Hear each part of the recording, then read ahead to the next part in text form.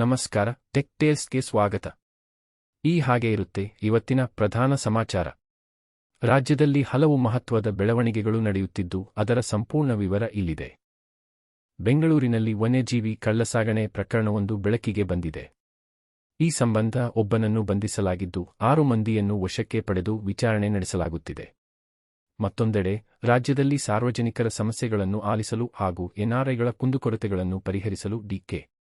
ಶಿವಕುಮಾರ್ ಅವರು ವಿಶೇಷ ಸಚಿವಾಲಯವನ್ನು ಸ್ಥಾಪಿಸುವುದಾಗಿ ಘೋಷಿಸಿದ್ದಾರೆ. ಬೆಂಗಳೂರು ಮೆಟ್ರೋ ಪ್ರಯಾಣಿಕರಿಗೆ ಸಿಹಿ ಸುದ್ದಿ. ಐಎಸ್ಸಿ ವರದಿಯ ಪ್ರಕಾರ ಮೆಟ್ರೋ ಪ್ರಯಾಣವು ದೈನಂದಿನ ಜೀವನದಲ್ಲಿ 10 ರಿಂದ 15 ನಿಮಿಷಗಳ ಹೆಚ್ಚುವರಿ ದೈಹಿಕ ವ್ಯಾಯಾಮವನ್ನು ನೀಡುತ್ತದೆ. ಇದು ಒತ್ತಡವನ್ನು ಕಡಿಮೆ ಮಾಡುವುದಲ್ಲದೆ ಮಾಲಿನ್ಯದಿಂದಲೂ ದೂರವಿರಲು ಸಹಾಯ ಮಾಡುತ್ತದೆ. ಇನ್ನು ರಾಜ್ಯದಲ್ಲಿ ಮುಂಗಾರು ಮಳೆ ಭರ್ಜರಿಯಾಗಿ ಆರಂಭವಾಗಿದ್ದು ಕರಾವಳಿ ಭಾಗದಲ್ಲಿ ಆರೆಂಜ್ ಅಲರ್ಟ್ ಘೋಷಿಸಲಾಗಿದೆ. ಅಂತಾರಾಷ್ಟ್ರೀಯ ಕ್ರೀಡಾ ಲೋಕದಲ್ಲಿ ಕ್ರಿಸ್ಟಿಯಾನೋ ರೊನಾಲ್ಡೋ ಮತ್ತು ಲಿಯೋನೆಲ್ ಮೆಸ್ಸಿ ಅವರ ಅಂತಿಮ ವಿಶ್ವಕಪ್ ಟೂರ್ನಿ ಬಗ್ಗೆ ಚರ್ಚೆ ಜೋರಾಗಿದೆ. ಇತ್ತ ಫ್ರೆಂಚ್ ಓಪನ್ನಲ್ಲಿ ರಷ್ಯಾದ ಆಂಡ್ರೀವಾ ಅವರು ಉಕ್ರೇನ್ನ ಕೋಸ್ಟ್ಯೂಕ್ ಅವರನ್ನು ಸೋಲಿಸಿದ್ದು ಹ್ಯಾಂಡ್ಶೇಕ್ ಮಾಡದ ವಿಷಯ ಸುದ್ದಿಯಾಗಿದೆ. ಸುಡಾನ್ನ ಆರ್ಎಸ್ಎಫ್ ಸಂಘರ್ಷದ ಕುರಿತು ಜಾಗತಿಕ ಮಟ್ಟದಲ್ಲಿ ಕಳವಳ ವ್ಯಕ್ತವಾಗಿದೆ. ಇವಿಷ್ಟು ಇಂದಿನ ಪ್ರಮುಖ ಸುದ್ದಿಗಳು. ಇಂತಹ ಮತ್ತಷ್ಟು ಅಪ್ಡೇಟ್ಸ್ಗಳಿಗಾಗಿ ನಮ್ಮ ಚಾನೆಲ್ ಅನ್ನು ಫಾಲೋ ಮಾಡಿ.